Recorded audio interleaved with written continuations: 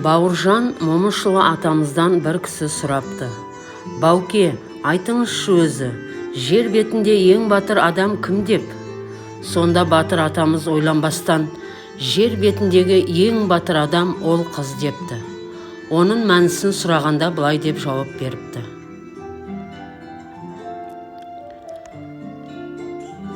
Мен қанша батыр болсам да, бөтен танымайтын елге бір сағатта тұрғым келмей қашамын.